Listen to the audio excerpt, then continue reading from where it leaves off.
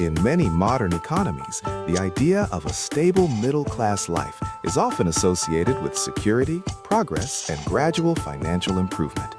Yet, when examined through the lens of behavioral economics and simple arithmetic, the structure of middle-class spending reveals a subtle pattern that economists sometimes describe as a lifestyle equilibrium, a state where income growth and expense growth rise together in such close alignment that meaningful wealth accumulation becomes mathematically difficult.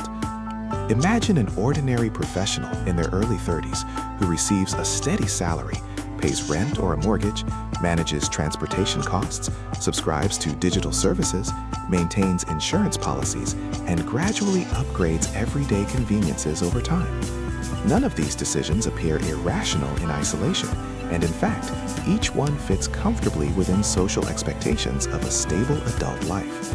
Yet, the combined structure of these expenses quietly creates a financial pattern where increases in income often trigger proportional increases in spending, leaving the overall financial trajectory surprisingly flat. Like and subscribe.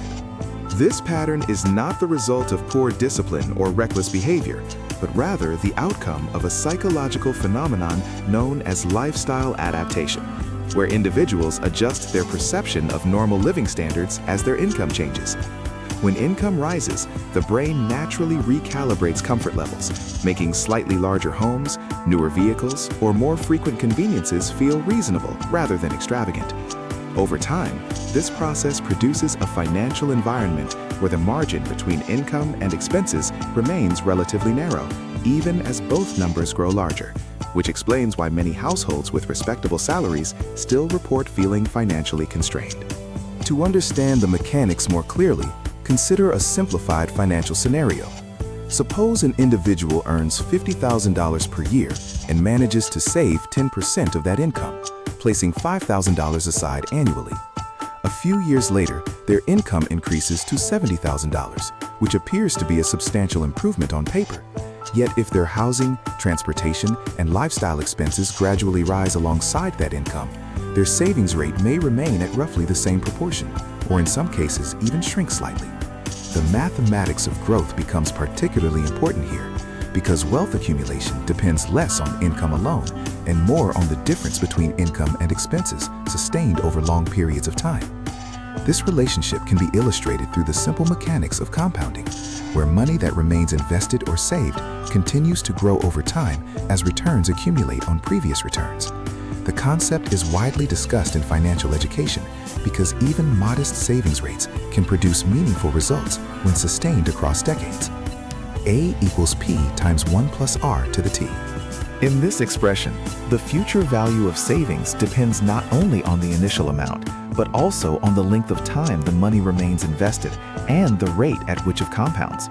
When individuals consistently increase spending every time income rises, the amount of money that actually enters this compounding system often remains smaller than expected, which slows the overall trajectory of wealth formation, even if income continues to grow steadily.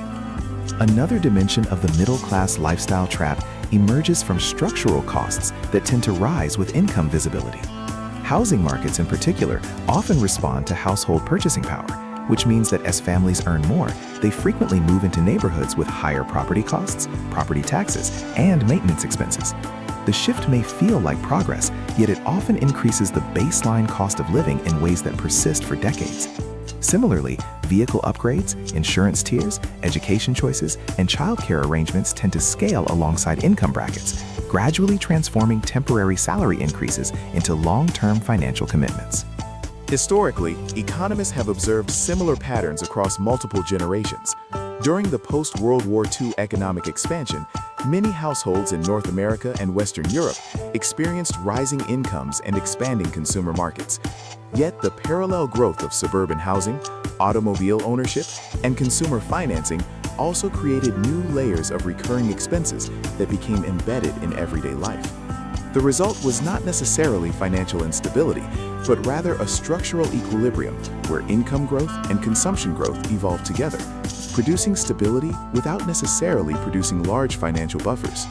From a psychological perspective, this pattern is reinforced by social comparison. Humans tend to evaluate their financial comfort relative to peers, rather than relative to long thresholds. If neighbors upgrade homes or coworkers purchase newer cars, the perceived baseline of normal living quietly shifts upward. Over time, the individual may believe they are simply maintaining a reasonable standard of living, while the underlying expense structure slowly expands. When analysts examine long-term wealth data, they often notice that the key differences between households with similar incomes frequently arise not from dramatic investment strategies or unusually high salaries, but from sustained gaps between income and lifestyle costs. Even relatively small percentage differences in savings rates can produce dramatically different outcomes over multiple decades because the compounding system rewards consistency far more than short-term increases in income. Understanding the middle-class lifestyle trap therefore requires reframing the conversation away from income alone and towards structural spending patterns. The central insight is not that middle-class life is financially flawed, but rather that the economic system surrounding it subtly encourages a balance where rising earnings are quickly absorbed by rising expectations, leaving limited space for long-term capital accumulation. When viewed through this analytical lens, the conversation shifts from chasing higher income toward examining how financial systems interact with human psychology. The goal is not to reject comfort or stability, but to recognize the quiet mathematical forces that shape everyday financial life. Because once those forces become visible, individuals can begin thinking more intentionally about the gap between what they earn, what they spend, and what quietly compounds over time. Like and subscribe for more videos.